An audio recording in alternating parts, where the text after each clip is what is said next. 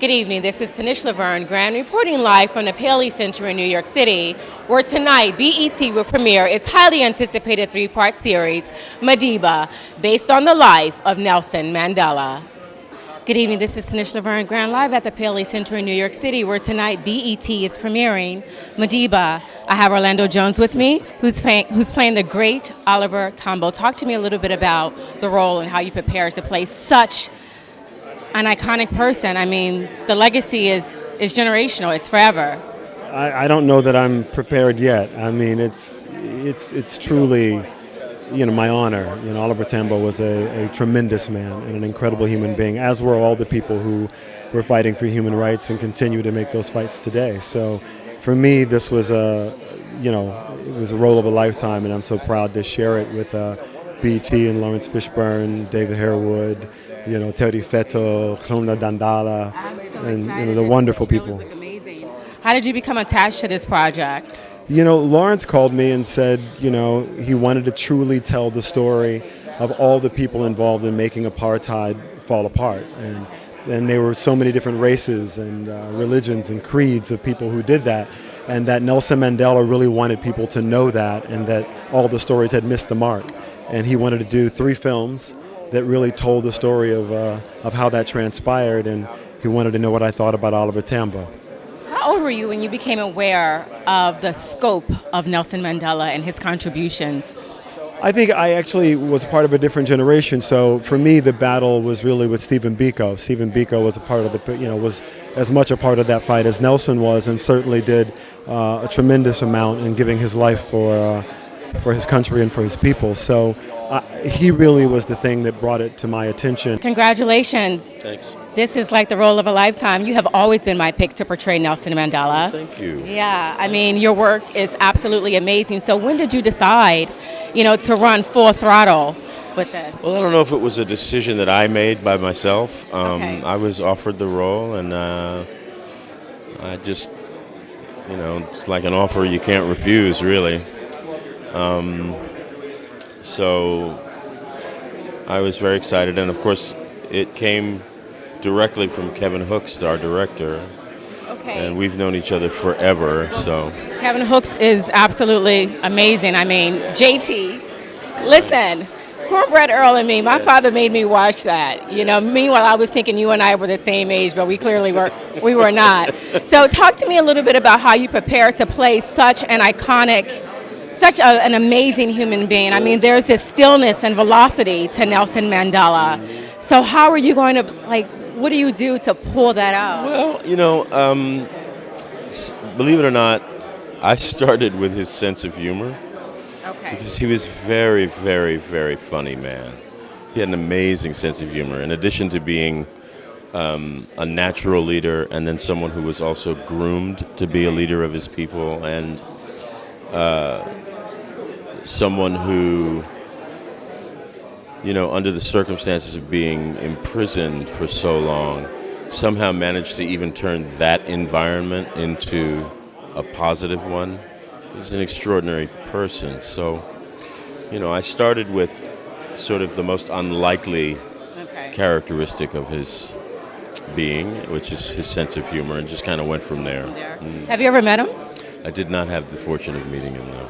Oh, wow. So talk to me a little bit about how you would, convince young people to really dial into Nelson Mandela. I think so many young people think that these heroes, these icons who have really blazed the trail for us, for equal rights, for humanity, not just for people of color, but for everyone.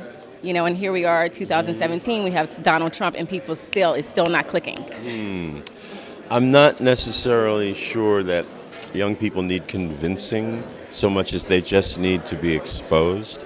Okay. And so what I think we'll be able to do is expose them to the history and therefore the information, and doing it in this dramatic form will allow them a way in that isn't like a straight up history lesson. Now listen, sit down and listen to what I'm telling you now, that kind of. Gotcha. Yeah. Well, thank you so much for your time, sir. Continue blessings and success. All to you. Thank you. Thank you.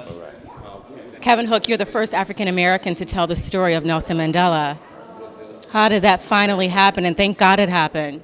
Well, I think it's just a matter of wanting to make that a priority by the producers. And so by the time it came to me, that was the case. You know, it's a very interesting thing, that the whole question of that, because, you know, I always look at it. I mean, I'm fortunate to have been asked to do it. And I hope that it's because I am a talented director in my own right, and not just because you know, I was the best black director or the best that was available at that time. So, you know, I'm sort of conflicted by that a little bit. But No, don't be conflicted. I mean, there's solace in knowing that there's someone who looks like me telling our stories. Yeah, no, you know, because for so long, I mean, and even still, like, that isn't the case. No, exactly. No, I think it's very important, and I'm very happy, not just because I was the recipient of that, but I think that, you know, it's an issue that we've been battling for years and years, and that is having the opportunity to tell these stories. So the fact that it was a priority made by the producers on this is a great thing. So I'm very thankful for that. Okay. So where are we meeting Nelson Mandela? Is this going to be his entire life? Are we starting from childhood? Like what's the entry point? You know. We actually do go back. It's sort of we start with him at the inauguration, and then we flash back to his childhood. Okay. So we kind of, you know, we got Lawrence in there right away. So, but no, we tried to put in and squeeze in as much of his story as we possibly could, and at the same time, you know, we wanted to also give ourselves an opportunity to let some of these things that people may not know about Nelson resonate.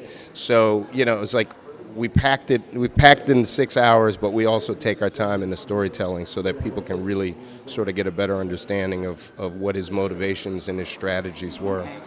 Now, was Lawrence Fishburne always your pick for this movie? Well, in my mind, yeah, absolutely. You know, there might have been a short process of talking to some other people, I think even before I was involved in the project. But for me, you know, anytime I have a chance to work with my friend and comrade and buddy and just overall brilliant person, and by the way, he's also a pretty damn good actor too. He's amazing. He is.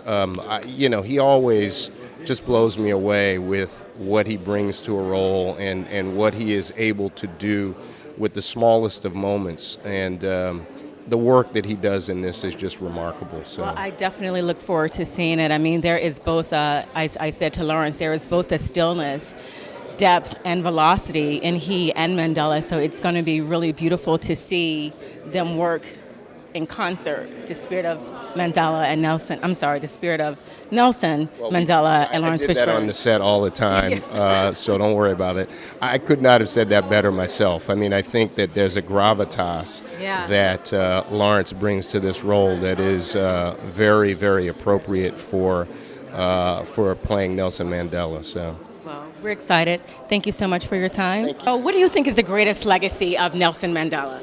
I think his legacy, it's hard to define because it's been so tremendous, but one of the things that Kwaku Mandela said to me, he's one of the producers of the film, was that his grandfather really wanted people to know that he didn't do it alone, that there was a group of people that made that happen. And to leave your legacy still about others is an extraordinary statement about who the man was. Okay, thank you so much. Thank you. That's it. Thank you.